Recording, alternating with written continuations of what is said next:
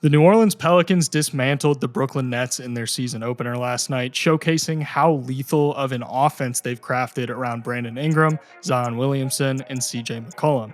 Not only was their offense spectacular, but their defense prevented two of the most offensively talented players in the NBA from elevating their team to a win. Let's take a look at how they did it. Their defense was going to be doing a ton of switching throughout the night. Initially, Ingram tries to fight through the staggered screens from O'Neal and Claxton before calling for the switch from Herb onto KD. Simmons gets it to Claxton at the elbow, who then gives it to Kevin Durant. Claxton fakes the left side screen and switches to the right side screen before initiating the roll. Jonas switches onto KD while Herb guards the roll, and the bad pass ultimately leads to the turnover. The Pelicans would be initiating a lot of their half-court offense up top through Jonas Valanciunas, using a ton of dribble handoffs. He gives it to CJ and immediately gets into the pick and roll. The Nets are going to try and hedge the screen, but CJ feeds it to Valanciunas on the roll, forcing Simmons to slot over and provide help, leaving Zion to cut to the dunker spot. O'Neal manages to get a block, but it rolls out of bounds and stays with the Pelicans. The Nets are going to run this really high pick and roll with O'Neal curling around to the strong side corner. Ingram and Valanciunas stay on KD, with Zion sliding over to cover the roll. The reason they can get away with this is because Herb is guarding the corner pass and Simmons is sliding to the paint, where Valanciunas can easily come to help contest the shot. The Pelicans took advantage of their size, running a lot of offensive sets through sometimes 3 frontcourt players at once. CJ gives it to Zion while Jonas fakes a pin down for Ingram. KD falls for it, allowing Zion to give it to Ingram in the corner. Ingram attacks the basket, then gives it up to Zion, who then draws the defense forward. Once the defense commits to Zion, he's going to dump it off to Jonas for the easy bucket. Brooklyn played a lot of undisciplined defense, which allowed the Pelicans to generate easy opportunities on the perimeter off of drives. Jonas tries to seal off Simmons while Ingram initiates a drive. Royce O'Neal leaves Herb in the corner to come provide some honestly unneeded help defense, and it allows Ingram to sling it to Herb on the wing for a 3. They continued to initiate their offense through Jonas up top throughout the game, getting into an empty corner pick and roll with Zion where he's able to get into the lane, and he snags the offensive rebound to get the second chance points. The offensive rebounding is going to be a theme throughout the game because the Pelicans were able to feast off of second chance points. Zion took a page out of Draymond Green's playbook, feigning as though he's handing it off to Ingram before faking out the defense to take an open lane to the basket for the finish. On several occasions throughout the night, the Nets were going to try and get Kevin Durant open mid-range shots by using some staggered pin downs for him. The problem with that is that Herb Jones is such a good screen navigator that he's able to read the action before it happens, and he dodges the first one and goes around the second to recover to Kevin Durant before he even gets the ball, forcing KD into traffic and ultimately the turnover. They anticipated the pick and roll really well. Simmons sets the screen and Zion switches onto Kyrie, while CJ recovers and Valanciunas sits in drop coverage. CJ sticks his hand out to clog up the direct passing lane, and Kyrie leads the pass a little bit too much, which allows Valanciunas to get the steal. The lack of discipline that I mentioned earlier on the defensive end from Brooklyn carried over to the offensive end as well. Simmons gives it to Kyrie up top, and on this drive, Simmons commits an illegal screen that gives the Pelicans the ball. Now with Alvarado in, the Pelicans tried to open up the interior to get him going downhill. They clear the paint by spacing out, with Murphy going to the corner and Ingram coming to fake the screen. Alvarado beats Patty Mills off the dribble, and he puts it high off the glass to get the shot to fall.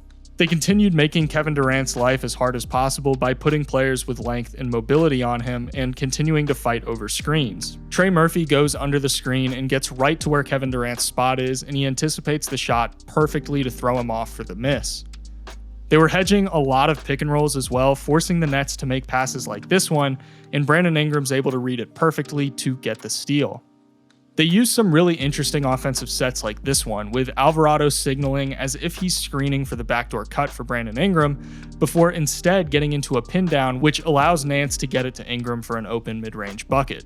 They ran some empty corner pick and rolls with the bench unit, and with the Nets playing drop coverage, Alvarado gets it to Nance, who finds Herb on the cut, and he snakes his way to the basket, and then Nance is going to follow up his miss to get the second chance points. Zion was playing some smart defense throughout the game, like on this play where Alvarado gets beat on the screen and Kyrie gets going downhill. Zion just sets his feet though, and Kyrie plows right into him and loses control, which results in the turnover.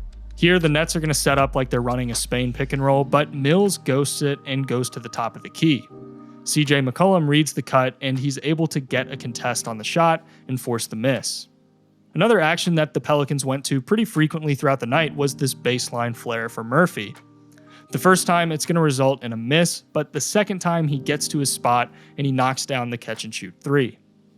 They wanted to make Kevin Durant's life as difficult as possible by putting Herb Jones on him when they could. Herb reads the play here and gets to Kevin Durant in time to actually manage to block his three-pointer, which is something that we don't really see very often. Not a lot of guys are going to block a Kevin Durant three-pointer. The Nets showed even more miscommunication with Kevin Durant and Kyrie trying to figure out who's supposed to go where on this play. They block off both of them, and instead Claxton tries to muscle through Nance, and he tips it away so that the Pelicans can get the steal. They started running some more offense through Brandon Ingram, running this double pin down to get him a shot in the mid-range. Kevin Durant stays with him, but Ingram pulls a KD on KD and nails the tough fall-away jumper right in his face. Ben Simmons wasn't able to contain Zion throughout the night, and they tried to feed him in the post whenever he had this matchup because Zion was able to either draw the foul, finish at the rim, or both. Their defense continued to look solid throughout the third quarter, reading Brooklyn's plays really well and capitalizing on the boards. They tried to get Zion going even more, feeding him in the post and letting him go to work as frequently as possible.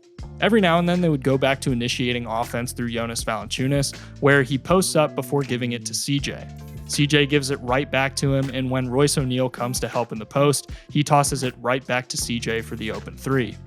The Pelicans took a page out of the Boston Celtics book, trying to make KD pass out of doubles as much as possible, which led to some more bad pass turnovers just like it did in the playoffs last year. Here they go to a triangle with Ingram, Herb, and Jonas, and Herb slips the screen on Ingram to cut to the basket, and Valanciunas is able to find him for the easy finish. While Kevin Durant did start to knock down some more difficult shots throughout the game, Herb continued to play great defense on him, and on this play, he times his contest flawlessly and he forces the miss. The Pelicans fighting through screens proved to be a pretty big problem for the Nets, with Simmons getting called for an illegal screen again when he wraps up Herb Jones on this play. They switch back to their first quarter offense with Jonas working up top with two ball handlers. He screens for Alvarado before setting another screen for Ingram, and Ingram capitalizes on the drop coverage to get to his spot for the bucket.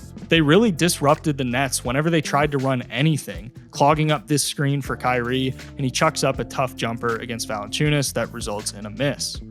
They went back to that baseline floppy action from earlier that they ran with Trey Murphy, instead this time running it for CJ McCollum, and Trey Murphy finds him for a really nice movement three off of the screen. Their stellar ball movement was a common theme going into the fourth quarter, going from CJ to Murphy to Graham, who then drives to draw the help from O'Neal, which opens up an easy pass to Zion near the dunker spot for the easy 2 points. With 3 minutes left in the fourth and up by 21 points, the Pelicans ran the staggered screen for Ingram to get a driving lane, and when Kessler Edwards looks towards Ingram, Ingram slings it to Murphy, who knocks down the deep three. The Pelicans went on to win with a final score of 130-108 behind big games from Ingram, CJ, and Zion. While the Pelicans' offense was really impressive and a promising sign of what's to come for them, their defense was able to slow down two of the best offensive talents in the entire NBA. I know that it's just one game, but this Pelicans team is already looking like one of the scariest young teams in the NBA, with a really, really great young coach like Willie Green, who's putting together an offensive scheme that makes use of everybody's talents and generates a ton of open shots. This definitely isn't going to be the last time we see them dismantle a team in such a dominant fashion. If you guys enjoyed this video, please consider subscribing and leaving a like, and I'll see you in the next one.